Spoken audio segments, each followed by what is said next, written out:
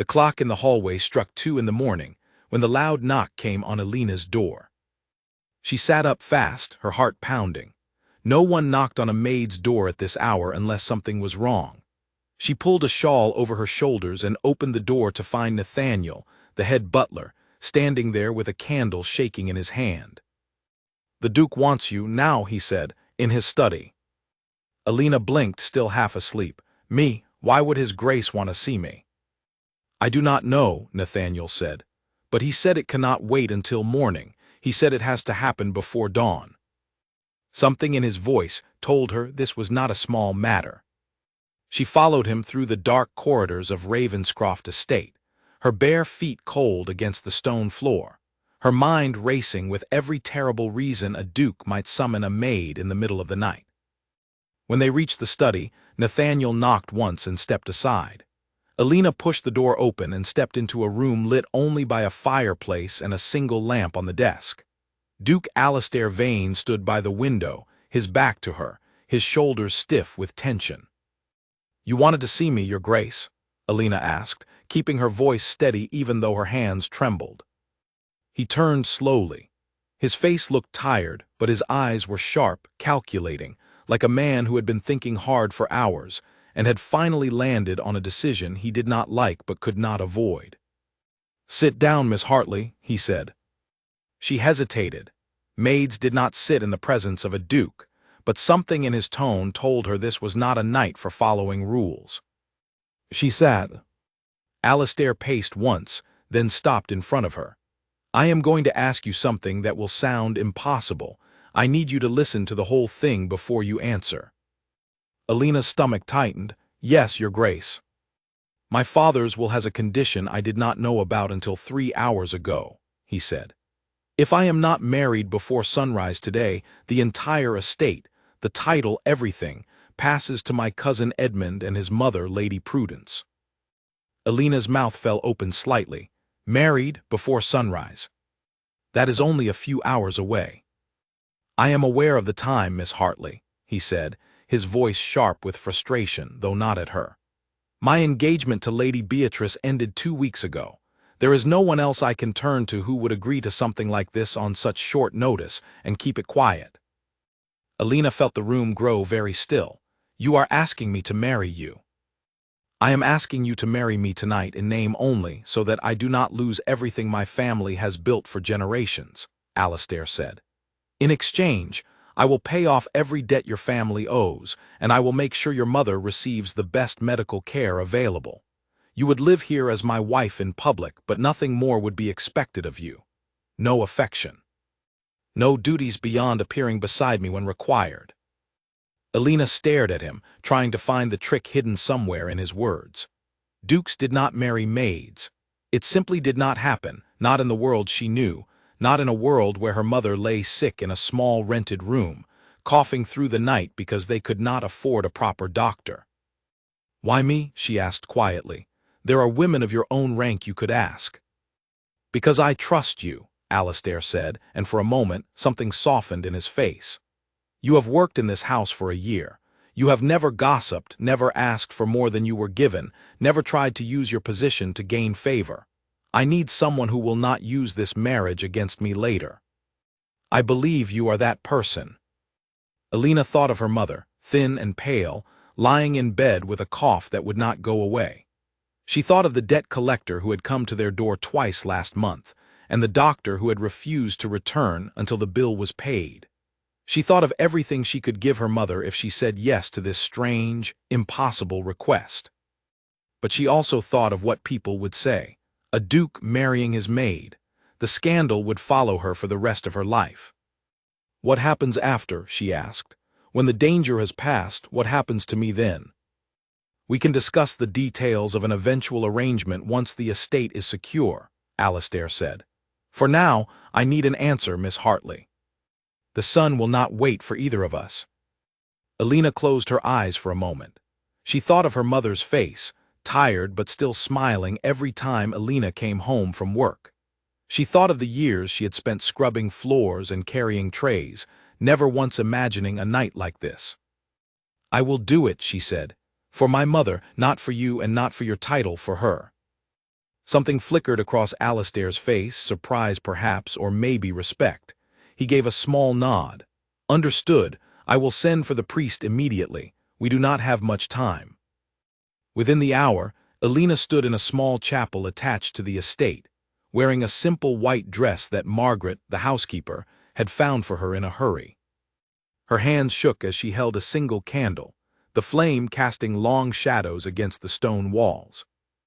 Alistair stood beside her, dressed formally despite the strange hour, his face unreadable.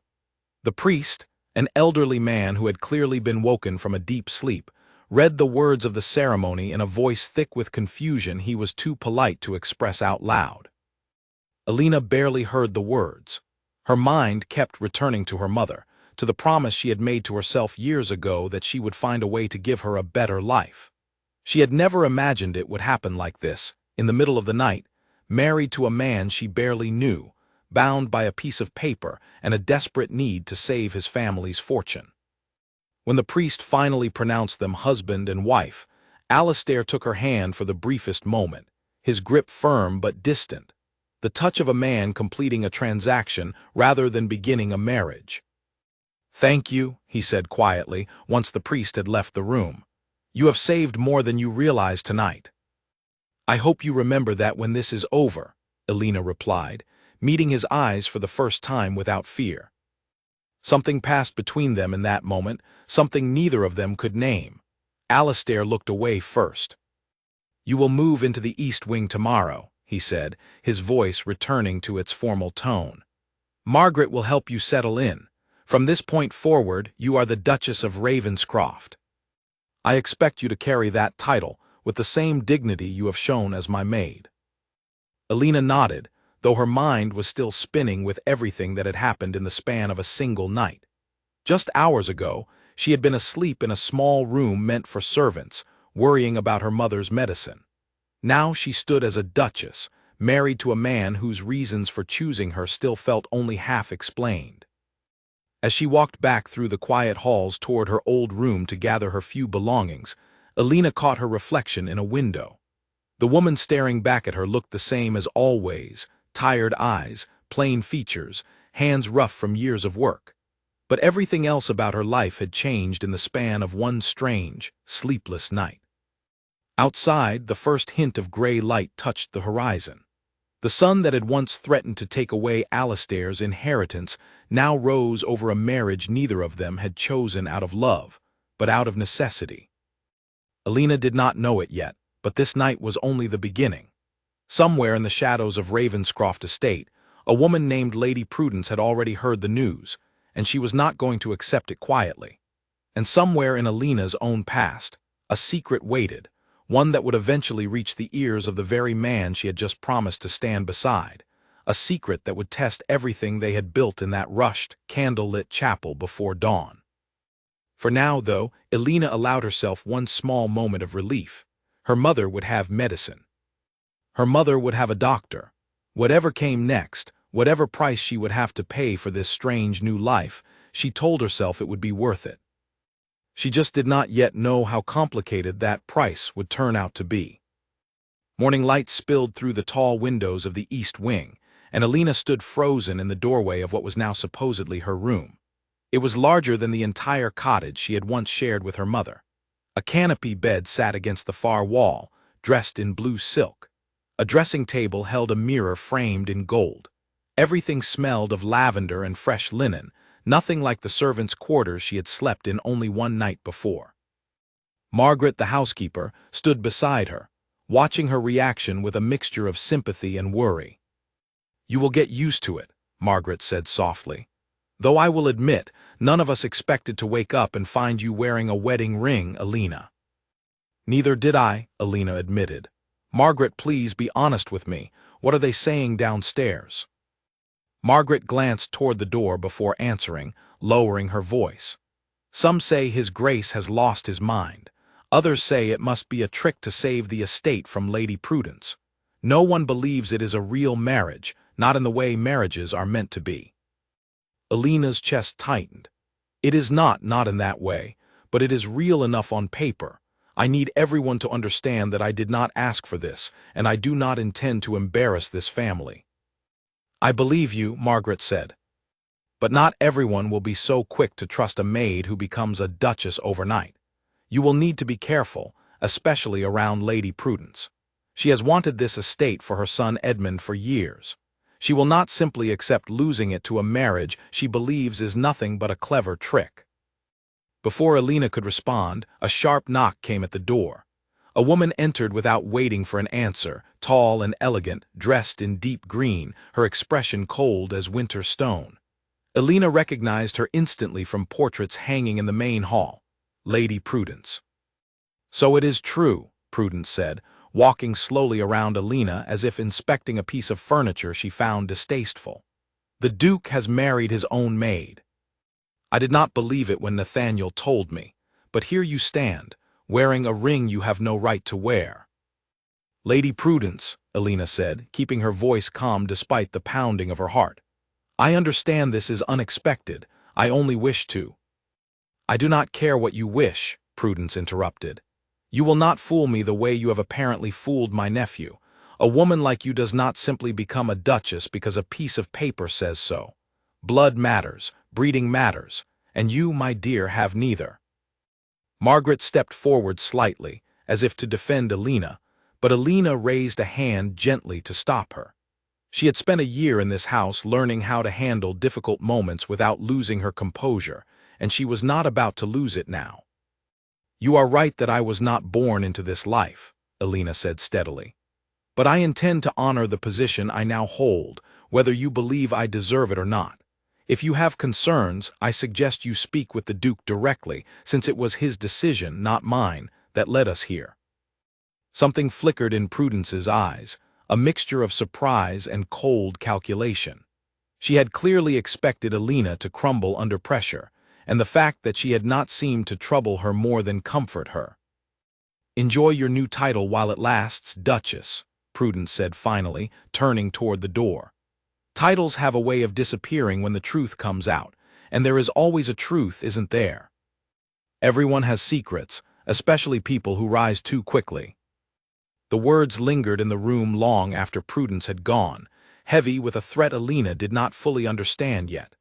She glanced at Margaret, whose face had gone pale. "What did she mean by that?" Alina asked. "I do not know," Margaret said carefully. "But Lady Prudence does not make idle threats. If she believes there is something to find, she will not stop looking until she finds it." Alina thought of her own past, buried carefully beneath years of quiet work and careful silence. She thought of the name she no longer used, the family she no longer spoke of, and the reasons she had chosen to disappear into a life of service rather than face the world she had once belonged to. She had believed those secrets were safely locked away. Now, for the first time in years, she felt a flicker of fear that they might not stay hidden forever. Later that day, Alina was summoned again, this time not to a candle-lit study but to the formal dining room where Alastair sat at the head of a long table, papers spread before him. He looked up when she entered, his expression unreadable as always. "Sit, please," he said, gesturing to the chair beside him rather than at the far end of the table. "We need to discuss how this arrangement will function going forward." Alina took her seat carefully, smoothing the unfamiliar fabric of her new dress. "I met your aunt this morning." Alastair's jaw tightened. I assumed she would not wait long to introduce herself. "I apologize if she was unkind." "She was direct," Alina said. "I can manage direct. What worries me more is what she said before leaving. She mentioned secrets and truths that come out eventually. Do you know what she meant?" Alastair studied her for a long moment, as though trying to determine whether her concern was genuine or something else entirely. "My aunt likes to unsettle people. It is one of her favorite tactics. I would not put too much weight on it." "And yet you do not look entirely convinced by your own words," Alina observed. A faint, reluctant smile crossed his face, gone almost as quickly as it appeared. "You are more perceptive than I expected." "I have spent a year serving in this house, Your Grace. Perception is part of the job." He nodded slowly, then shifted the conversation. There is a gathering in 3 days' time, a small social event hosted by Lord Ashford. As my wife, you will be expected to attend. It will be your first appearance as Duchess of Ravenscroft, and I will not pretend it will be easy. The guests will judge you harshly, and they will look for any excuse to whisper that this marriage is nothing but a scandal. Elena's stomach twisted at the thought. I do not know how to behave in rooms like that. I know how to serve tea in those rooms, not how to sit as a guest of honor. Margaret will help you prepare, Alastair said, and I will be there beside you, whatever that is worth. We agreed to a partnership, Miss Hartley. I intend to honor my part of it. You may call me Elena, she said quietly. If we are to be seen as husband and wife in public, it seems strange for you to keep using my old name. Something shifted in his expression again, brief but noticeable. Elena, then, he said, testing the sound of it, and you may call me Alastair when we are alone.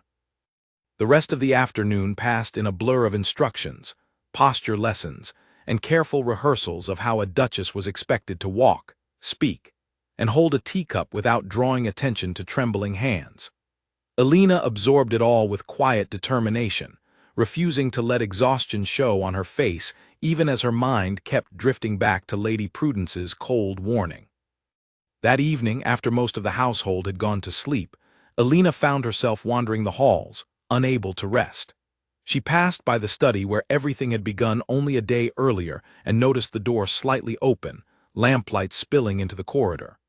Curiosity pulled her closer, and she peered inside to see Alastair sitting alone at his desk, staring at an old photograph in his hands. Is something wrong? She asked softly, stepping into the doorway. He looked up, startled, then quickly set the photograph face down on the desk. Nothing that concerns you. You should be resting. Tomorrow will be a long day of preparation. Elena hesitated, then stepped further into the room despite his clear attempt to end the conversation. You asked me to trust you with my future tonight. It seems fair that I might ask you to trust me with whatever is troubling you. Alastair studied her for a long moment, weighing something silently behind his eyes. Finally, he sighed and turned the photograph back over, sliding it slightly toward her so she could see it. It showed a young woman with kind eyes and a gentle smile, standing beside a much younger version of Alastair. My mother, he said quietly. She died believing I would marry someone who truly loved this family, not merely its title. Every decision I have made since her death has been about protecting what she cared for most. Tonight, for the first time, I wonder if I have protected it in the wrong way. Elena felt something soften in her chest, an unexpected ache of understanding. You did what you had to do to survive, Alastair. There is no shame in that. I know something about doing difficult things for the people we love.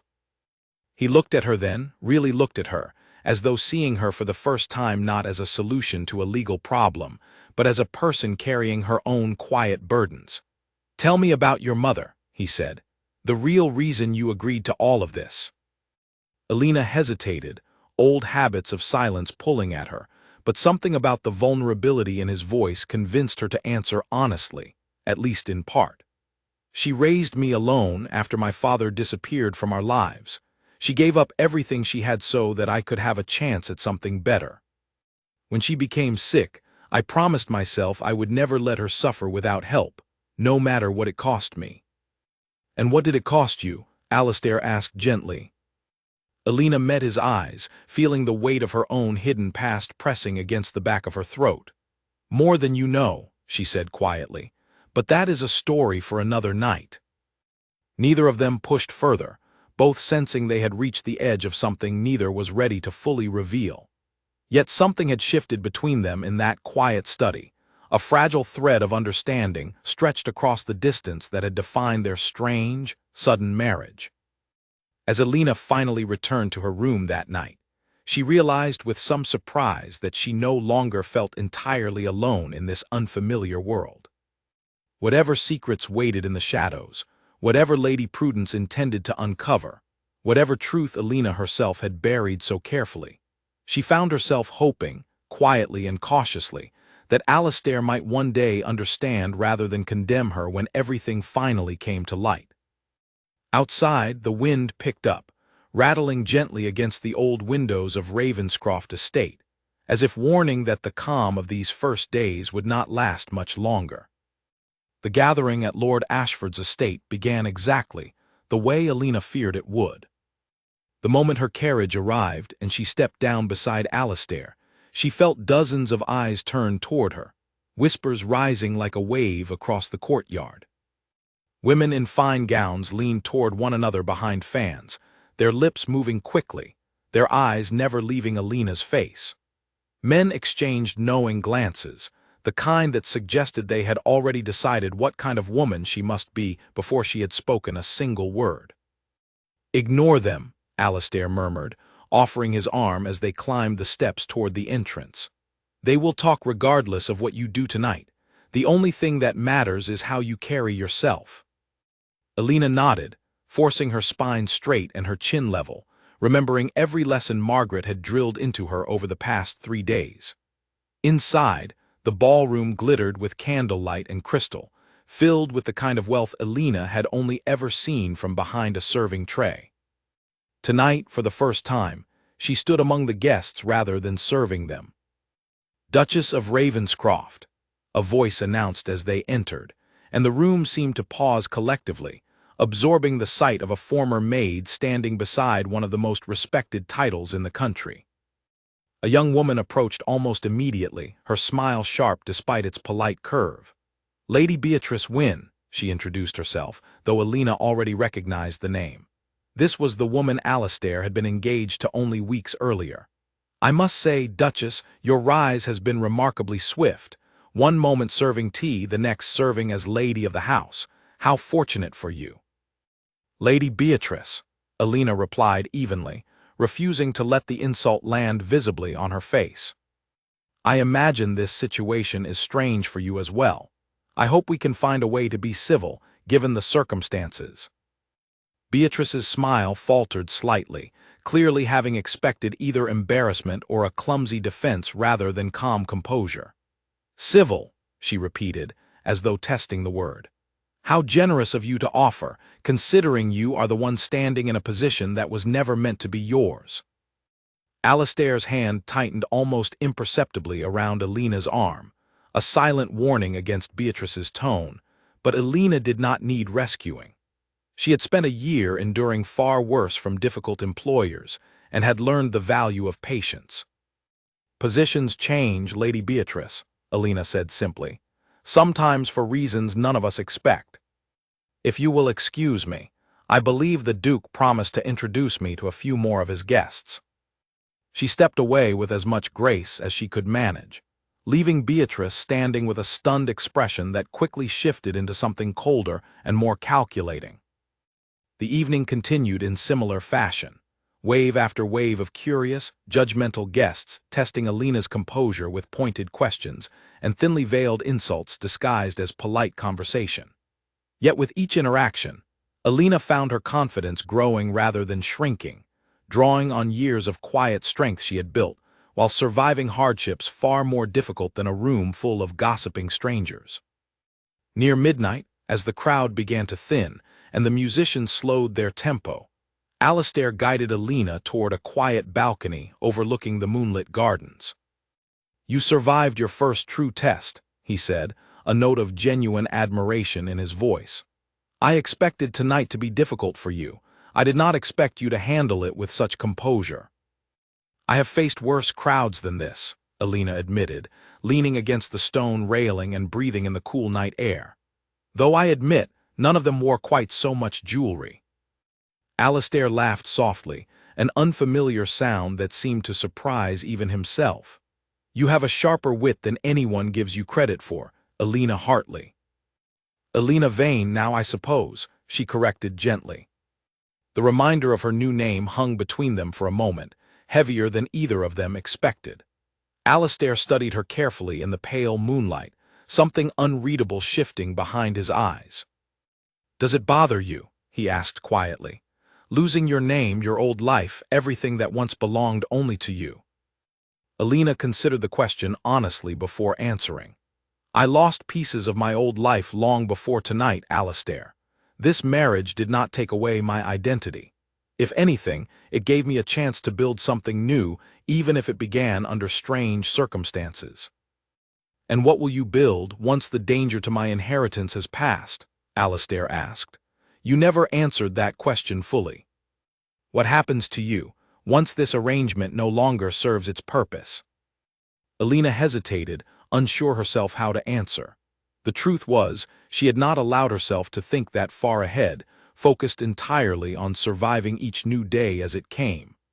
I suppose that depends on what kind of arrangement we decide to have, she said carefully. Whether it remains only a business matter or becomes something else entirely. Alastair's gaze lingered on her face a moment longer than necessary, something warm and cautious flickering there before he looked away toward the gardens. Something else entirely, he repeated softly, almost to himself. Before either of them could say more, a commotion near the ballroom entrance drew their attention. Raised voices carried through the open doors, followed by the sound of a woman's sharp laughter that Alina immediately recognized as Lady Prudence. They returned inside to find Prudence standing beside an older gentleman Alina did not recognize, both of them examining her with unsettling interest. "Ah, Duchess," Prudence called out, her voice carrying deliberately across the room. "Allow me to introduce Lord Whitfield. He has traveled quite far to attend tonight's gathering, and he mentioned something rather curious when he saw you across the room. He believes he recognizes you, though not, of course, as a maid."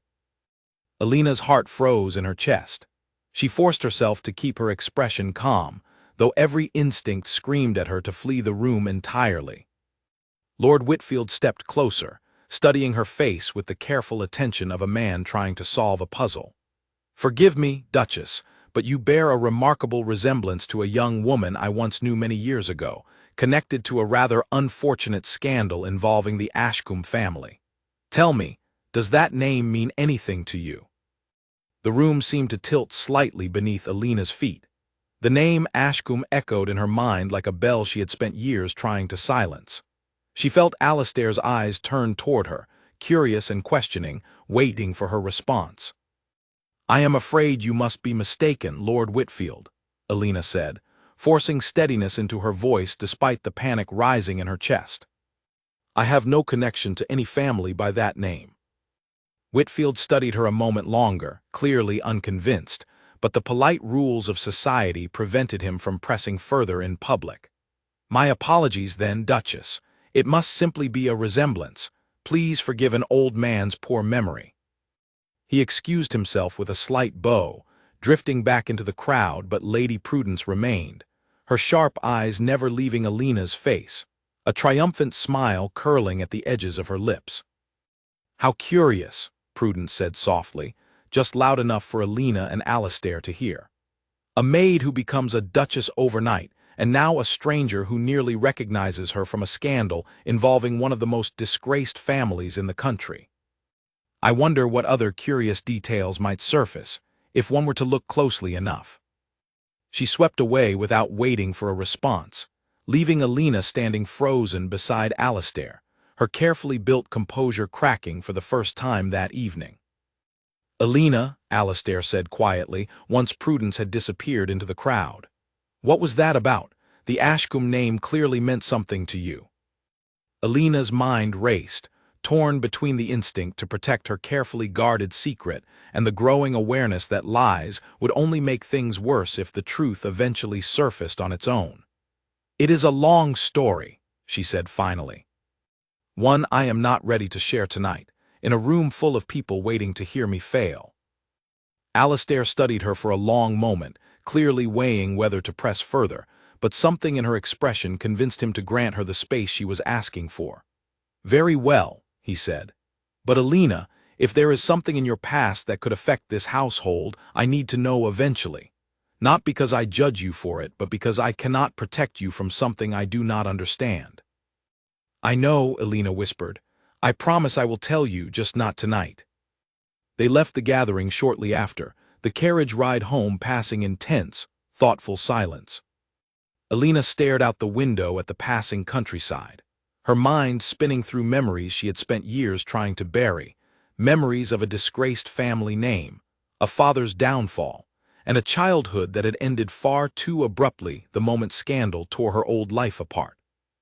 She had believed that becoming a maid, disappearing into quiet, anonymous work, would keep that painful chapter of her life buried forever. Yet here she was, married into one of the most prominent families in the country, standing directly in the path of every curious eye that might eventually recognize the truth she had worked so hard to hide. As the carriage rolled through the gates of Ravenscroft Estate, Alina glanced toward Alastair, who sat quietly across from her, his expression thoughtful rather than accusing. Whatever he suspected about her past, he had chosen, for tonight at least, to trust her silence rather than demand immediate answers. She only hoped that trust would survive the moment her secret finally came fully into the light. Sleep did not come easily to Alina that night. She lay awake in the unfamiliar comfort of her new bed, staring at the ceiling while her mind replayed Lord Whitfield's words over and over again. The Ashcombe family. A name she had buried so deeply that hearing it spoken aloud in a crowded ballroom felt like watching a grave suddenly open. By the time morning light finally crept through the curtains, Alina had made a decision. She would not wait for Lady Prudence to uncover her secret and use it as a weapon. She needed to understand exactly how much danger she was in, and the only way to do that was to speak with someone who might know how far the rumors had already spread. She found Margaret in the kitchen, overseeing breakfast preparations with her usual quiet efficiency. When Alina asked to speak privately, Margaret set down her tray immediately and led her into a small pantry away from curious ears. "You look as though you did not sleep at all," Margaret said gently. "I did not," Alina admitted. "Margaret, I need to ask you something, and I need you to be completely honest with me. Have you ever heard the name Ashcombe mentioned in this house before last night?" Margaret's expression shifted, a flicker of recognition crossing her face before she carefully smoothed it away.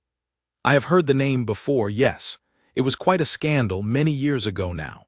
A respected family, an earl, brought down by accusations of fraud and betrayal. I believe there was a daughter involved somehow, though the details were always kept quiet." Alina's throat tightened. "What happened to the daughter?" "No one seemed to know for certain," Margaret said. "Some said she disappeared entirely after her father's downfall, taking on a new name to escape the shame that followed the family. Others said she simply vanished into service somewhere, unwilling to carry the weight of a name no one respected any longer." Alina closed her eyes briefly, feeling the weight of Margaret's words settle over her like a heavy blanket. "That daughter is me, Margaret," she whispered. "Alina Ashcombe before I became Alina Hartley." Margaret's eyes widened, though she did not step back in judgment as Alina had feared. Instead, she reached out and gently squeezed Alina's hand. "Then you have carried a great deal more than any of us realized. I am sorry you have had to face this alone." "I chose to hide it," Alina said. "I thought it would be easier than facing the shame everywhere I went. But now, with Lord Whitfield recognizing me, and Lady Prudence clearly determined to dig into my past, I fear it will not stay buried much longer." "You should tell His Grace everything," Margaret said firmly, "before Lady Prudence has the chance to twist the story into something far worse than the truth actually is." Alina knew Margaret was right, yet the fear of Alastair's reaction still held her back. What if learning the full truth changed the fragile trust they had begun building? What if he saw her not as Alina, the woman who had earned his respect through quiet strength, but only as the disgraced daughter of a ruined earl? Later that afternoon, Alina found herself walking the estate gardens alone, trying to gather the courage to seek Alastair out and finally share the truth. She had barely reached the fountain at the center of the garden when she noticed a figure approaching from the opposite path, a man she did not recognize, dressed in plain traveling clothes rather than the fine attire of a guest.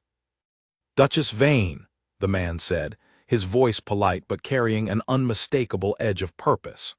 "My name is Henry Caldwell. I have been retained by Lady Prudence to conduct a private investigation into certain matters concerning the estate's recent marriage." Alina's stomach dropped, though she forced her expression to remain composed. I was not aware investigations were common practice for private family matters, Mr. Caldwell. They are not typically, Henry admitted. But Lady Prudence has significant concerns regarding the legitimacy of your background, particularly given certain rumors that surfaced last night. I have already begun looking into public records regarding a family by the name of Ashcombe. I thought it only fair to inform you directly, rather than allow you to be blindsided later. Alina studied the man carefully, searching for any sign of malice, but found only quiet professionalism, the look of a man simply doing the job he had been hired to do. And what will you do with whatever you find, Mr. Caldwell? That depends entirely on what I find, Duchess, Henry said. My loyalty is to accurate information, not to any particular outcome. If your past holds nothing that threatens this household, I will report exactly that to Lady Prudence, regardless of whether it satisfies her expectations. Something about his honesty offered Alina a small measure of comfort, though the fear of exposure still gripped her tightly. Thank you for your honesty, Mr. Caldwell. I hope you find only the truth and nothing exaggerated beyond it. Henry nodded politely and continued on his way, leaving Alina standing alone beside the fountain, the weight of her secret pressing heavier than ever against her chest. She realized now that waiting was no longer an option. If Henry Caldwell could uncover the truth through public records alone, it was only a matter of time before Alastair learned everything, whether from her own mouth or from someone determined to use it against her. She found Alastair that evening in the library, surrounded by ledgers and correspondence related to the estate's finances. He looked up as she entered, setting aside his papers with the same careful attention he always gave her. "Alina," he said, noting the seriousness in her expression immediately, "what has happened?" "I need to tell you something," she said, taking a seat across from him and folding her hands tightly in her lap to keep them from trembling. "About my past. About the name Lord Whitfield mentioned last night." Alastair set down his pen entirely, giving her his full attention. "I am listening." Alina took a deep breath and began the story she had kept hidden for years. "My real name is Alina Ashcombe. My father was Earl Gregory Ashcombe, a respected man once, until he was accused of financial fraud that ruined our family's reputation entirely. I was only 16 when the scandal broke. Overnight, everything we had was taken from us, our home, our standing in society, even our friends, who suddenly wanted nothing to do with a family accused of such dishonesty." Alastair remained silent, listening carefully as Alina continued. "My mother and I were left with almost nothing," she said. "My father disappeared shortly after the scandal, unable to face what he had done, whether guilty or not. I never fully knew the truth myself. We changed our name, hoping to escape the shame that followed us everywhere. I became Alina Hartley, and I found work as a maid because it was the only way I knew how to survive without relying on a name that had already been destroyed." "Your mother," Alastair said quietly, "the one whose illness led you to accept my proposal that first night, she is the same woman who lost everything alongside you." "Yes," Alina whispered. "She has carried the weight of that scandal for years, and it has slowly worn down her health along with her spirit. Everything I have done since that day has been to give her some measure of comfort in whatever years she has left." Alastair rose slowly from his chair and walked around the desk, kneeling briefly beside Alina's seat so that their eyes met directly. "You carried this burden alone for years, Alina, and yet you never once let it break your dignity, even when I demanded you marry me under the harshest circumstances imaginable. I admire you more now than I did even after last night's gathering." Tears gathered in Alina's eyes, unexpected relief flooding through her at his response. "You are not angry, ashamed to have your name connected to mine." "Ashamed?" Alastair repeated, almost surprised by the question. "Alina, my own family's history is far from perfect. Titles and bloodlines mean far less to me than character does, and you have shown more strength these past few days than most nobles show in a lifetime." Relief washed over Alina so completely that she nearly laughed through her tears. "Lady Prudence will not see it that way. She has already hired someone to investigate my past." Alistair's expression hardened slightly at this news. Then we will make certain the truth reaches everyone before she has the chance to twist it into something ugly. You did nothing wrong, Alina. Your father's mistakes, whatever they truly were, do not belong to you. For the first time since the night of their sudden marriage, Alina felt something shift fully between them, no longer merely a business arrangement built out of necessity, but something warmer, steadier, built on honesty finally shared freely rather than hidden out of fear. Yet even as comfort settled over her, a quiet unease remained. Lady Prudence would not simply accept defeat once her investigation confirmed Alina's identity. If anything, the truth would only sharpen her determination to find a way to use it, twisting facts until the story served her own ambitions rather than reflecting reality. Alina did not yet know what form that next attack would take, but she knew with certainty that the calm she felt tonight, sitting beside Alistair with her secret finally shared, would not last long before the next storm arrived. 3 days passed with an uneasy calm settling over Ravenscroft estate. Alina spent her mornings learning the responsibilities of managing a household from Margaret, and her afternoons walking the gardens with Alistair, their conversations growing longer and more comfortable with each passing day. Yet beneath the surface, Alina could not shake the feeling that Henry Caldwell's investigation was drawing closer to something that would soon change everything again. That feeling proved correct on a quiet Thursday afternoon, when Nathaniel appeared at the garden entrance with an unusually grave expression on his face. "Your Grace," he said, addressing Alistair directly, "Lady Prudence requests your presence in the drawing-room immediately. She says it concerns a matter of great importance regarding the Duchess." Alistair exchanged a worried glance with Alina before they both followed Nathaniel back toward the house. Alina's heart pounded with each step, dreading whatever Prudence had prepared for this confrontation. They entered the drawing-room to find Lady Prudence seated regally in the largest chair, Henry Caldwell standing quietly beside her holding a thick folder of documents. Edmund, Prudence's son, lounged near the fireplace, wearing the smug expression of a man who believed he was about to witness his family's fortunes finally shift back in his favor. "Ah, here they are," Prudence said, rising slowly from her chair. "I trust you are both prepared for a rather illuminating conversation." "Say what you have come to say, Aunt," Alistair said, his voice carrying a firmness Alina had not heard from him before. Prudence gestured toward Henry, who opened his folder and cleared his throat. "I was hired to investigate the background of the current Duchess," he began, his tone carefully neutral. "My findings confirm that she was born Alina Ashcombe, daughter of the disgraced Earl Gregory Ashcombe, whose downfall involved serious accusations of financial fraud approximately 8 years ago." Prudence's eyes gleamed triumphantly as Henry spoke, clearly expecting the revelation to land like a devastating blow. "There it is," she said, turning toward Alistair. "The truth finally exposed. You have married the daughter of a criminal, Alistair, a woman who hid her true identity to deceive an entire household and ultimately to deceive you." "I already know the truth, Aunt," Alistair said calmly, surprising everyone in the room except Alina.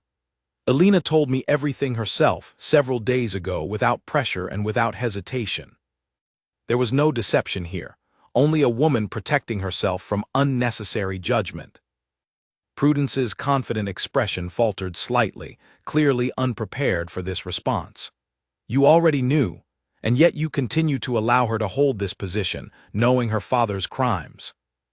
"Her father's crimes, if they were even accurately reported, belong to her father alone," Alistair said firmly. "Alina was 16 years old when that scandal occurred. She has spent the years since then working honestly, without complaint, without ever attempting to reclaim a name or status she believed she no longer deserved. That speaks far more to her character than any accusation leveled against her father years ago." Edmund straightened from his position near the fireplace, clearly frustrated that his mother's plan was unraveling faster than expected. "Surely the scandal alone is enough to question her suitability, regardless of her personal conduct since then. Society will not simply forget the Ashcombe name, cousin."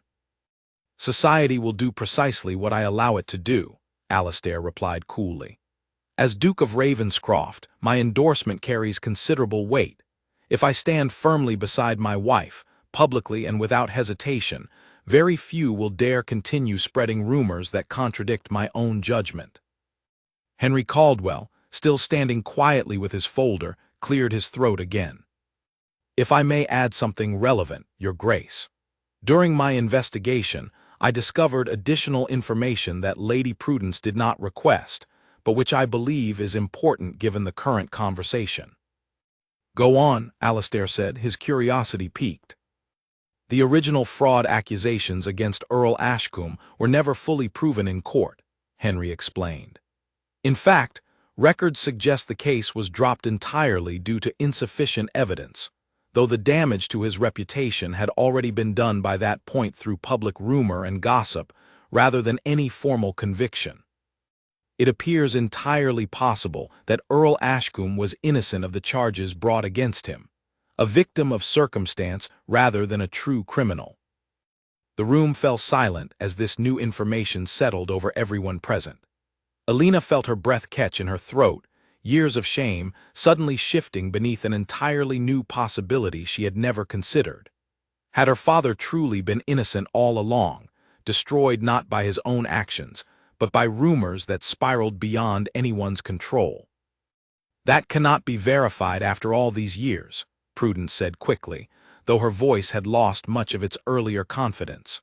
Rumors of innocence mean little when reputations have already been destroyed. Perhaps, Alastair said, but it is enough to prove that Alina's family history is far more complicated than a simple story of criminal disgrace. And it certainly does nothing to diminish Alina's own character, which remains the only relevant factor in her position as my wife.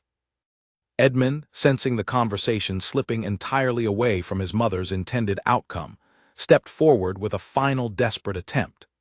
Even if all of this is true, the fact remains that you married a maid under circumstances designed purely to protect your inheritance. Perhaps we should question whether this marriage holds any legal legitimacy at all, given how hastily it was arranged.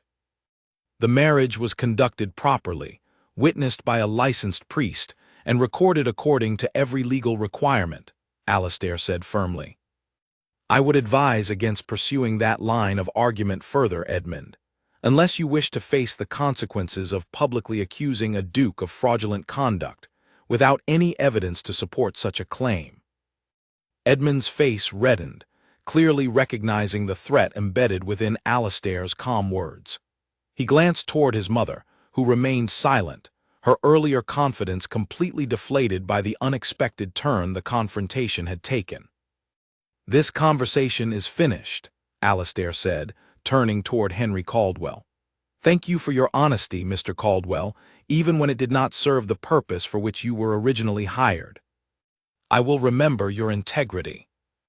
Henry nodded respectfully and gathered his folder, offering Alina a brief, sympathetic glance before departing the room entirely. Lady Prudence and Edmund followed shortly after, their earlier triumph replaced by simmering frustration and the bitter realization that their plan had failed to achieve its intended purpose. Once the room had emptied, Alina finally allowed herself to release the breath she had been holding throughout the entire confrontation. I did not know, she whispered, about the case being dropped, about my father possibly being innocent all along. I have carried this shame for 8 years, believing myself the daughter of a proven criminal. Alastair moved closer, taking her hands gently in his own. Perhaps it is time you allowed yourself to consider a different possibility, Alina. Perhaps your father was simply a man destroyed by circumstances beyond his control, much like you nearly were tonight, if not for the truth finally being spoken aloud. Alina looked up at him, tears gathering in her eyes, though this time they carried relief rather than fear. Thank you, she said softly, for standing beside me tonight even before you knew the full truth of what Henry would discover. I made a promise to protect this household when we married, Alina, Alastair said. But somewhere along the way, that promise became something more personal than simply protecting an inheritance. I find myself wanting to protect you, specifically, regardless of what secrets your past might still hold. Something warm and unfamiliar bloomed in Alina's chest at his words, a feeling she had not allowed herself to consider possible given the circumstances of their sudden marriage. Perhaps, she thought, what had begun as a desperate arrangement born purely of necessity was slowly becoming something far more meaningful than either of them had originally intended. Yet even as hope settled cautiously into her heart, Alina understood that Lady Prudence would not accept tonight's defeat as final. Women like Prudence rarely surrendered simply because one plan had failed. If anything, tonight's confrontation would only push her toward more desperate, more dangerous methods of reclaiming the inheritance she believed rightfully belonged to her son. The next storm, Alina suspected, was already beginning to gather on the horizon. 2 weeks passed in relative peace, though Alina remained cautious, never quite trusting the quiet that had settled over Ravenscroft estate. She spent her days growing more confident in her role as Duchess, learning the details of managing household accounts, hosting small visits from tenant families, and slowly earning the respect of staff members who had once doubted her ability to carry such a title. Her relationship with Alastair had shifted as well, transforming gradually from a partnership of necessity into something neither of them spoke about directly, yet both clearly felt. Their evening conversations grew longer, their shared silences more comfortable, their glances lingering a moment longer than strictly necessary. Alina found herself looking forward to these small moments more than she cared to admit, even to herself. Her mother's health had also improved significantly, thanks to the physician Alastair had arranged to visit weekly. Alina visited her every few days, watching with quiet joy as color slowly returned to her mother's cheeks and strength gradually returned to her once frail body. For the first time in years, Alina allowed herself to imagine a future that did not revolve entirely around survival and sacrifice. Yet Lady Prudence had not disappeared from the estate, nor had she abandoned her ambitions for her son. She remained a quiet, watchful presence, attending family dinners with cold politeness, always observing, always calculating, waiting patiently for an opportunity that Alina feared would eventually arrive. That opportunity arrived on a rainy evening, when Alina returned from visiting her mother to find the household in a state of quiet chaos. Margaret met her at the door, her expression tight with worry. "What has happened?" Alina asked immediately, sensing trouble before Margaret even spoke. "Lady Prudence has called an emergency meeting of the estate's board of trustees," Margaret explained quickly. "She claims to have new evidence suggesting the marriage was conducted under fraudulent circumstances, something about the priest who performed the ceremony not being properly licensed at the time." Alina's stomach dropped. She rushed toward the drawing room where the meeting had already begun, arriving just in time to hear Prudence addressing a small group of stern-faced men Alina did not recognize. The priest in question, Father Whitmore, had his license temporarily suspended nearly 2 months before the ceremony took place, due to a clerical oversight regarding his annual renewal, Prudence explained, her voice carrying triumphant confidence once again. "This means the marriage between my nephew and this woman may not hold legal standing at all, which would restore the inheritance to its rightful line, exactly as my late brother intended in his original will." Alastair sat across the table, his expression carefully controlled despite the obvious tension in his shoulders. "This is the first I am hearing of any licensing issue, Aunt. Where did you obtain this information?" "I have my sources," Prudence said smoothly. "The point remains that if the priest's license was not valid at the time of the ceremony, the marriage itself cannot be considered legally binding, regardless of intention." One of the trustees, an older man with a stern face, cleared his throat. "This is a serious claim, Lady Prudence. Do you have documentation confirming the priest's license status at the exact time of the ceremony?" "I am working to obtain such documentation as we speak," Prudence said. "But given the seriousness of the claim, I believe it is only reasonable to suspend the current arrangement until the matter can be properly investigated." Alina stepped fully into the room now, unable to remain silent any longer. "If I may speak," she said, drawing every eye toward her. Lady Prudence claims to be seeking documentation, yet she has already called this emergency meeting as though the outcome were already decided. Does that seem like the behavior of someone genuinely interested in the truth, or someone determined to reach a predetermined conclusion, regardless of what the truth actually reveals? The trustees exchanged uncertain glances, clearly recognizing the validity of Alina's observation. Prudence's confident expression flickered slightly, though she quickly recovered her composure. "I am simply protecting the integrity of this family's legacy," Prudence said. "Something a woman of your background could hardly be expected to understand." "I understand integrity quite well, Lady Prudence," Alina replied evenly. "Enough to recognize when someone is manufacturing a crisis purely for personal gain, rather than genuine concern for legal accuracy." Alistair raised a hand gently, signaling for calm before the confrontation escalated further. "I propose a solution that should satisfy everyone present. I will personally contact Father Whitmore and request official documentation regarding his licensing status at the time of our ceremony. If any irregularity truly exists, we will address it honestly and immediately, including a second, fully documented ceremony if necessary. However, until such documentation proves otherwise, I expect this marriage to be treated as entirely legitimate, as it was believed to be at the time it occurred." The trustees nodded in agreement, satisfied with this reasonable compromise, though Prudence's expression suggested she had hoped for a far more immediate and dramatic outcome. The meeting concluded shortly after, the trustees departing with promises to await further documentation before taking any formal action. Once the room had cleared, leaving only Alina, Alistair, and a visibly frustrated Prudence, Alistair turned toward his aunt with barely contained anger. "This has gone far enough, Aunt. If you have any genuine concerns regarding legal matters, you may bring them to me directly, rather than orchestrating public spectacles designed purely to embarrass my wife." "Your wife," Prudence repeated bitterly, "was serving tea in this very house less than a month ago. Forgive me if I struggle to accept her sudden transformation into someone worthy of the Ravenscroft name."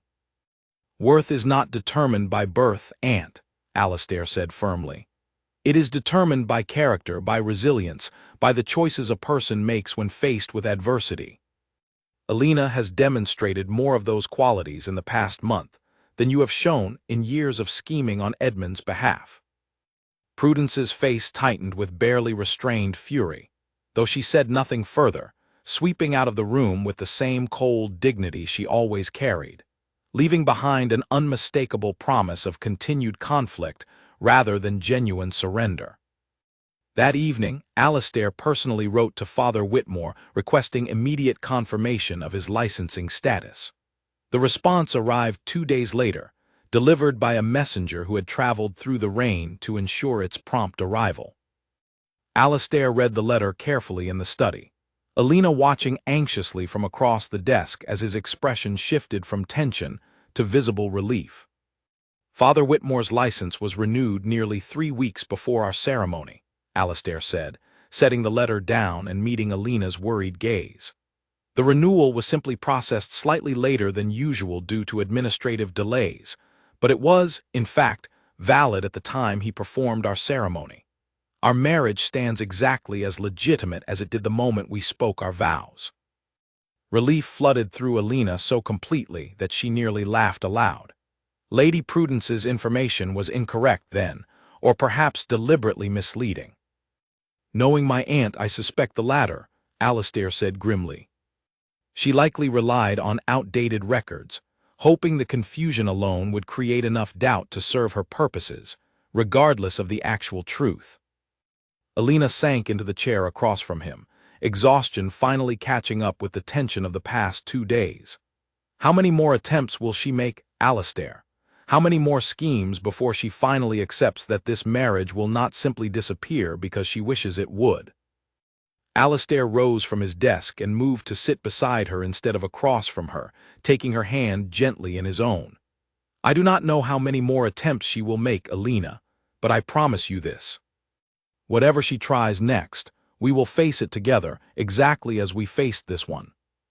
Alina looked up at him, something warm and grateful swelling in her chest at his words. Together, she repeated softly, testing the word as though discovering its full meaning for the first time. Together, Alistair confirmed, his voice carrying a warmth that extended far beyond the simple partnership they had originally agreed upon weeks earlier. Outside, the rain continued falling steadily against the windows of Ravenscroft Estate. Yet inside the study, Alina felt a growing sense of security she had not expected to find within these walls. Whatever storms Lady Prudence intended to summon next, Alina realized she no longer faced them entirely alone, and that realization alone gave her more strength than any title or inheritance ever could. A month after the confrontation over Father Whitmore's licensing, Alina stood in the estate library reviewing tenant reports with a confidence that would have seemed impossible only weeks earlier. She had grown into her role far more naturally than she ever expected, earning genuine respect from the staff, and even cautious acceptance from several members of local society, who had initially dismissed her as nothing more than a passing scandal. Alistair entered the library carrying a small envelope, his expression a mixture of curiosity and concern. "This arrived for you," he said, handing her the envelope. "No return address, though the handwriting looks careful, deliberate." Alina opened the envelope cautiously, her heart quickening as she unfolded a single sheet of paper inside. The message was brief, written in unfamiliar handwriting. "Your father is alive. He wishes to see you before it is too late. Come alone to the address below before Sunday evening." Below the message was an address for a small village, nearly a full day's journey from Ravenscroft Estate. Alina's hands trembled as she read the words again, disbelief and hope colliding painfully within her chest. "My father," she whispered. "Alistair, this says my father is alive." Alistair took the letter gently from her hands, reading it carefully himself, his expression growing thoughtful and cautious. "This could be genuine, Alina, or it could be another trick designed to lure you into a vulnerable position. We have no way of confirming who sent this, or why." "I have to know," Alina said firmly. "For years, I believed my father either dead or too ashamed to ever contact us again. If there is even a small chance this is true, I cannot ignore it." "Then we will go together," Alistair said immediately. "I will not allow you to travel alone based on an anonymous letter, regardless of how genuine it might appear." Alina hesitated, considering the risks of involving Alistair further in a matter that had already caused enough tension within his own family. Lady Prudence would likely use this against us somehow, if she discovered we left the estate together based on such an uncertain letter. "Let her try," Alistair said firmly. "I am not willing to let you face this alone, Alina, regardless of what my aunt might attempt in our absence." They departed early the next morning, traveling by carriage toward the small village mentioned in the letter, arriving just as the sun began setting behind distant hills. The address led them to a modest cottage on the edge of the village, smoke curling gently from its chimney into the evening sky. Alina's heart pounded as she approached the door, Alistair standing supportively beside her. She knocked twice, and after a long moment the door opened to reveal an older man, thin and weathered, his eyes widening with unmistakable emotion the moment he saw her face. "Alina," the man whispered, his voice breaking with years of suppressed grief. "My dear girl, is it truly you?" Alina stared at the man before her, searching for traces of the father she remembered from her childhood, buried now beneath years of hardship and visible illness. "Father," she whispered, disbelief and hope mingling painfully in her voice. Gregory Ashcombe stepped aside, gesturing for them to enter his humble home. Inside, the cottage was simple but clean, filled with worn furniture and the faint smell of medicine that suggested a man struggling with poor health. "I did not know how to find you," Gregory said once they were seated, his hands trembling slightly as he spoke. "After everything fell apart, I could not bear to face you and your mother, knowing the shame I had brought upon our family, even though I never committed the crimes I was accused of." "We heard the case against you was eventually dropped," Alastair said gently. Due to insufficient evidence. Gregory nodded slowly. Dropped, yes, but only after the damage had already destroyed everything I once had. My reputation, my position, even my own confidence in facing the two people I loved most in this world. I convinced myself you and your mother would be better off believing me dead, rather than living with the shame of a father too broken to face his own family. Alina felt tears gathering in her eyes, years of confusion and quiet grief finally finding some measure of resolution. We needed you, Father. Mother has suffered greatly these past years, both financially and emotionally, believing you had simply abandoned us without explanation. I know, Gregory said, his voice heavy with regret. I have followed news of your lives from a distance whenever possible, though I lacked the courage to reach out directly until now. My health has declined significantly in recent months, and I could not bear the thought of dying without at least attempting to explain myself to you. Who sent the letter inviting me here? Alina asked. The handwriting was not yours. A kind neighbor, Gregory explained. She has cared for me through my illness these past months. When I confided in her about you and your mother, she insisted I finally reach out before it became too late to do so. Alina reached across the small table and took her father's trembling hand in her own, years of anger and confusion slowly softening into something closer to compassion and cautious forgiveness. I have missed you, Father, more than you could possibly know. Tears finally spilled freely down Gregory's weathered cheeks. I do not deserve your forgiveness, Alina, but I am deeply grateful to receive it regardless. They spent several hours in the cottage, Alina listening carefully as her father explained the details of the scandal that had destroyed their family, confirming that the accusations against him had indeed been based on false information deliberately spread by a business rival seeking to eliminate competition. Though the case had eventually collapsed due to lack of evidence, the damage to his reputation had already proven irreversible by that point. As the evening grew late, Alastair gently suggested they should begin their journey back toward Ravenscroft Estate before the roads became too dark to travel safely. Alina reluctantly agreed, though she promised her father she would return soon, and that she intended to bring her mother along on her next visit, so the family could finally begin healing the wounds that had separated them for so many years. As their carriage pulled away from the small cottage, Alina watched her father's frail figure standing in the doorway until distance and darkness finally obscured him from view. She turned toward Alastair, gratitude and emotion overwhelming her carefully maintained composure. Thank you, she said softly, for coming with me, for supporting me through all of this, even though none of it truly concerns your own family's legacy. Alina, Alastair said gently, reaching across the carriage to take her hand in his own. Your family became my concern the moment I asked you to marry me. What began as a desperate arrangement has become something far more meaningful to me than I ever anticipated. I care about your happiness, your family, your future, not simply as obligations tied to our marriage, but because I have come to care deeply for you as a person.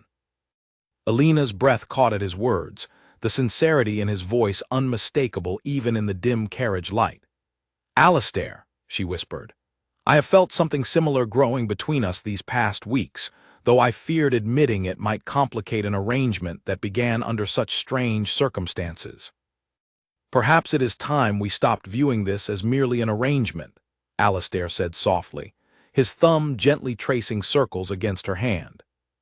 Perhaps it is time we allowed ourselves to consider what this marriage could become, if we chose to build it on something more than necessity alone. Alina felt her heart swell with hope she had not allowed herself to fully embrace until this very moment. I would like that, she whispered, more than I can properly express. The remainder of their journey passed in comfortable silence, filled with unspoken understanding rather than uncertainty. For the first time since that desperate night when Alastair had first summoned her to his study, Alina felt genuine hope for a future built not on obligation, but on something far more precious and unexpected, a partnership slowly transforming into real affection between two people who had begun as strangers bound only by circumstance. Yet even as hope bloomed quietly between them, Alina knew Lady Prudence remained a persistent shadow over their happiness, waiting patiently for her next opportunity to strike.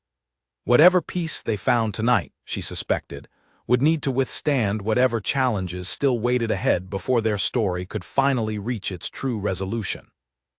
News of Alina's reunion with her father spread through the estate faster than either she or Alistair expected, and predictably, it reached Lady Prudence within days. Rather than accepting the situation quietly, Prudence saw one final opportunity to undermine Alina's position, this time targeting the very reunion that had brought Alina so much joy. She arrived unannounced at Ravenscroft Estate on a bright Sunday morning, accompanied by Edmund and, to Alina's shock, Gregory Ashcombe himself, though he appeared visibly uncomfortable and confused by his surroundings. "I thought it only fair to reunite the entire family," Prudence announced coldly, standing in the main hall as servants gathered nervously nearby. "Especially once I learned that Alina's father is not simply a disgraced nobleman, but a man who still owes significant debts to several creditors throughout the country, debts that could easily become the responsibility of this estate, given his daughter's new position as Duchess." Alina rushed forward immediately, concern for her father overriding any anger toward Prudence's manipulation. "Father, are you all right? How did you come to be here?" Gregory looked between Alina and Prudence with obvious confusion. "This woman arrived at my home yesterday, insisting she could help reunite our family properly, with financial support to settle old debts. I did not realize her true intentions until we arrived here this morning." "Deceiving a sick, vulnerable man is a new low, even for you, Aunt," Alistair said, stepping forward with barely contained anger. "I am simply protecting this family's finances," Prudence replied smoothly. "Alina's father carries considerable debt, accumulated both before and after his scandal. If this estate is now connected to the Ashcombe name through marriage, those debts could easily become our responsibility as well, dragging down everything you have worked to protect, Alistair." "That is not how debt responsibility works, Aunt, and you know it perfectly well," Alistair said firmly. "You brought Gregory Ashcombe here purely to frighten Alina, to make her believe her father's financial troubles somehow threaten this household." Alina knelt beside her father's chair, taking his trembling hands gently in her own. "Father, please tell us honestly, how much debt do you actually carry?" Gregory hesitated, clearly embarrassed by the question, though his voice remained steady. "A modest amount, accumulated mostly through medical expenses these past few years. Nothing close to what this woman suggested when she approached me yesterday." Henry Caldwell, who had remained connected to the estate through occasional consulting work even after his initial investigation, stepped forward from where he had been quietly observing the confrontation. "If I may offer some clarity, Your Grace, I took the liberty of reviewing Gregory Ashcombe's financial records shortly after our previous investigation, given his connection to the Duchess.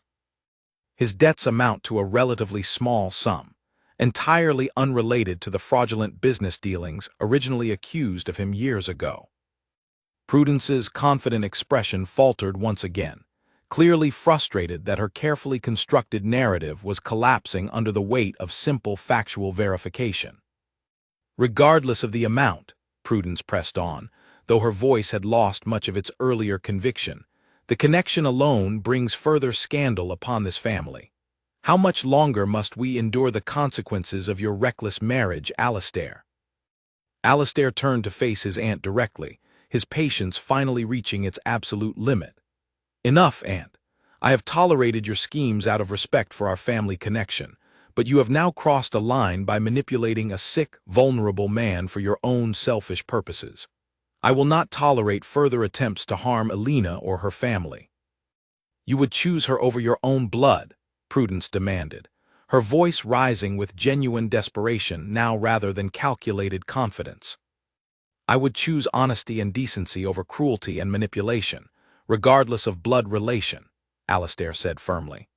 "Alina has shown more genuine character in the short time she has been part of this family than you have shown throughout the years I have known you. If you continue these attacks, I will have no choice but to formally remove you and Edmund from any future claim to this estate, regardless of the original terms of my father's will." Edmund, who had remained silent throughout the confrontation, finally stepped forward, his expression conflicted. "Mother, perhaps it is time we accepted this outcome gracefully. Continuing these attacks only damages our reputation further, without any realistic chance of reversing the marriage at this point." Prudence stared at her son, clearly stunned by his sudden willingness to abandon their shared ambition. "Edmund, we have worked toward this inheritance for years." "And we have lost, Mother," Edmund said quietly. "Perhaps it is time we focused on rebuilding whatever relationship remains with our family, rather than continuing a battle we cannot win." The room fell into tense silence following Edmund's unexpected declaration. Prudence's shoulders slumped slightly, years of ambition and calculated scheming finally giving way to quiet, reluctant acceptance of defeat. "Very well," she said finally, her voice carrying none of its earlier venom. "I will cease my efforts against your marriage, Alistair. Though I cannot promise genuine warmth toward the situation, I recognize continued conflict serves no purpose beyond further damaging our family's reputation." "That is all I ask, Aunt," Alistair said, his voice softening slightly now that the conflict appeared to be genuinely ending. "Perhaps, in time, you might come to see Alina as I do, rather than merely as an obstacle to Edmund's inheritance." Prudence said nothing further, simply nodding stiffly before departing the estate with Edmund following quietly behind her. Alina remained kneeling beside her father, relief and exhaustion washing over her simultaneously as the confrontation finally reached its resolution. "I am sorry for the trouble I have brought upon your household," Gregory said quietly, once Prudence and Edmund had departed. "You brought no trouble, father," Alina said firmly. "You were simply deceived by a woman determined to use anyone necessary to achieve her own ambitions. None of this was your fault." Alistair knelt beside them both, placing a gentle hand on Gregory's shoulder. "You are welcome to stay at Ravenscroft Estate for as long as you wish, Gregory. Alina's family is my family now, regardless of past scandals or lingering debts. We will settle whatever remains of your financial obligations, and you will receive proper medical care for whatever illness troubles you." Gregory's eyes filled with grateful tears, overwhelmed by the unexpected kindness being offered after years of believing himself permanently exiled from any semblance of family warmth. "I do not know how to properly thank you, Your Grace. You can thank me by allowing yourself to finally rest, and by spending whatever time you have remaining rebuilding the relationship with your daughter that circumstances once stole from both of you," Alistair said warmly. That evening, Alina arranged for her mother to be brought to the estate as well, orchestrating a reunion between her parents that neither of them had believed possible after so many years of separation and assumed loss. Watching her mother and father embrace for the first time in nearly a decade, tears streaming freely down both their faces, Alina felt a happiness so complete it nearly overwhelmed her entirely. Alistair stood beside her, watching the emotional reunion with quiet satisfaction. "You have given them something precious tonight, Alina, a chance to heal wounds that seemed permanent only weeks ago." "We gave them that chance," Alina corrected gently, leaning slightly against his shoulder. "None of this would have been possible without your support, Alistair. From the very beginning, you have given me far more than protection from Lady Prudence's schemes." Alistair turned to face her fully, his expression warm and open in a way she had rarely seen since their strange, hurried wedding. "Alina, what began as a desperate arrangement to save my inheritance has become the most meaningful relationship of my life. I do not simply tolerate this marriage any longer. I cherish it, and I cherish you." Alina felt her heart swell with emotion she had spent weeks carefully guarding against, afraid to hope for something as genuine as what now stood clearly before her. "I feel the same way, Alistair. I did not expect to find happiness within a marriage that began under such strange and hurried circumstances. Yet here I am, more content than I ever imagined possible." Alistair reached out, gently cupping her face in his hands. Then let us stop pretending this is merely an arrangement, Alina. Let us build a genuine life together, one built on the trust and affection we have discovered along this unexpected journey." Alina smiled through tears of genuine happiness, nodding softly as Alastair leaned forward to seal their new understanding with a gentle, sincere kiss, the first true expression of affection between them since the rushed ceremony that had first bound them together as husband and wife. Around them, the estate hummed quietly with the sounds of reunited family, healed relationships, and the promise of a future built on honesty rather than desperation. Whatever challenges still remained ahead, Alina finally allowed herself to believe they would face them together, bound not merely by a hurried marriage born of necessity, but by genuine love discovered unexpectedly along the way. Spring arrived at Ravenscroft Estate with a warmth that seemed to match the changes taking place within its walls. Alina stood on the balcony outside her chambers, watching the gardens bloom below, a sight that had once felt foreign and intimidating now feeling entirely like home. Nearly a year had passed since the desperate night when Alastair first summoned her to his study, and the transformation in her life still occasionally struck her with quiet disbelief. Her father's health had improved steadily under the care of the estate's physician, though he remained frail from years of hardship. He had settled into a small cottage on the estate grounds, close enough for daily visits yet independent enough to maintain his own quiet dignity. Her mother had moved into the main house entirely, her once weak frame now carrying color and strength that Alina had feared she might never see again. Lady Prudence, true to her word, had ceased her open hostility, though warmth between them remained distant at best. She attended family gatherings with polite, if cool, civility, her ambitions for Edmund quietly redirected toward building his own independent reputation, rather than continuing to pursue an inheritance that had never truly belonged to him. Edmund himself had grown into an unexpected ally, occasionally visiting Ravenscroft to discuss estate matters with genuine respect rather than resentment. Alina had grown fully into her role as Duchess, no longer the uncertain maid who had trembled through her first social gathering. She managed the estate's charitable efforts with a compassion born from her own experience of hardship, establishing a fund specifically designed to support families facing sudden financial ruin, ensuring others would never face the same desperate circumstances that had once torn her own family apart. Her marriage to Alastair had blossomed into something neither of them could have predicted on that rushed, candlelit night nearly a year earlier.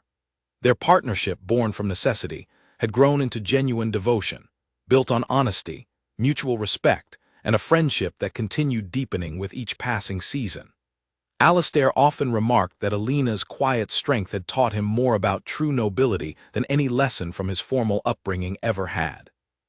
One evening, as they sat together in the same study where their unusual arrangement had first begun, Alastair reached for Alina's hand across the small table between them. "Do you remember that first night?"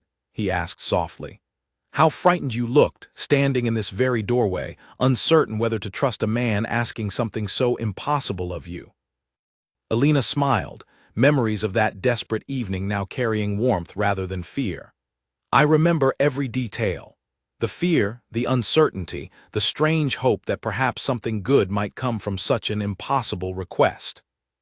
I did not deserve the trust you placed in me that night," Alastair admitted. "I saw you only as a solution to a legal problem, never imagining the woman I would come to know and love so completely." "You gave me far more than you realize, Alastair," Alina replied.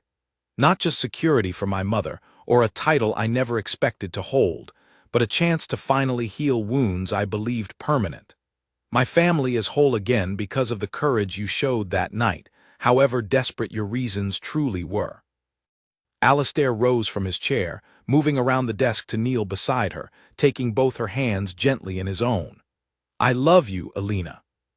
Not out of obligation, not out of gratitude for saving my inheritance, but simply because you are the most remarkable woman I have ever known." Alina felt tears gather in her eyes, happiness so complete it nearly overwhelmed her entirely. "I love you too, Alastair, more than I ever believed possible given how our story began. Their quiet moment was interrupted by a soft knock at the door. Margaret entered, carrying a small bundle wrapped carefully in soft blankets, her expression bright with barely contained excitement. "Forgive the interruption, Your Grace Duchess," Margaret said warmly. "But I believe young Master Nathaniel has finally settled enough to meet his parents properly this evening." Alina's face lit with joy as Margaret gently placed the small bundle into her waiting arms. Their son, born only weeks earlier, stirred slightly before settling comfortably against his mother's chest, his tiny features already carrying traces of both his parents. Alastair leaned close, gazing down at his sleeping son with an expression of pure wonder. "He has your eyes, Alina, gentle, thoughtful eyes even in sleep." "And your stubbornness already, I fear," Alina teased softly, smiling as their son shifted slightly in her arms. He refused to settle for nearly an hour before Margaret finally calmed him. Alastair laughed softly, the sound carrying warmth that had become far more familiar over the past year than the guarded, calculating tone he once used when speaking with Alina as merely his maid. "Our son already shows remarkable determination, much like his mother." They sat together for a long while, admiring their sleeping child, reflecting quietly on the extraordinary journey that had led them to this peaceful moment.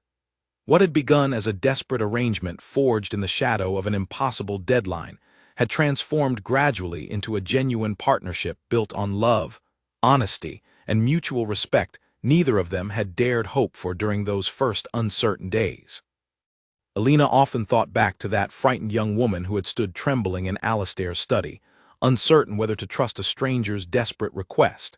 She had agreed that night purely out of necessity, believing herself simply making a painful sacrifice for her mother's sake. She could never have imagined the genuine happiness that arrangement would eventually bring, not just to herself, but to everyone whose lives had been touched by the events that followed. Lady Prudence's schemes, though painful and frightening at the time, had ultimately strengthened rather than weakened the bond between Alina and Alastair, forcing them to rely on honesty and mutual trust rather than allowing secrets and fear to define their relationship. Alina's reunion with her father had healed wounds she believed permanent, restoring a family connection she had long assumed lost forever. Even Edmund and Prudence, once bitter adversaries, had gradually found their place within the extended family, their relationship slowly mending as time softened old resentments. As twilight settled gently over Ravenscroft Estate, Alina looked around the study where her extraordinary journey had first begun, then down at her sleeping son, and finally toward Alastair, whose loving gaze reflected everything she had once believed impossible for a woman born into scandal and forced into quiet servitude. "Whatever happens next," Alina said softly, "I am grateful every single day that you knocked on my door that night, Alastair. Grateful for the courage it took to ask something so impossible, and grateful that I found the courage to say yes." Alastair leaned forward, pressing a gentle kiss against her forehead, then against their sleeping son's tiny hand. "As am I, Alina. As am I. Whatever storms we faced together, whatever secrets threatened to divide us, we found something far more valuable than either an inheritance or a title. We found each other, and in doing so, we built a family stronger than any scandal or scheme could ever hope to break." Outside, the last light of evening faded gently into the soft glow of stars beginning to appear across the darkening sky, marking the peaceful end of one extraordinary chapter, and the quiet, hopeful beginning of many more still waiting to unfold within the walls of Ravenscroft Estate.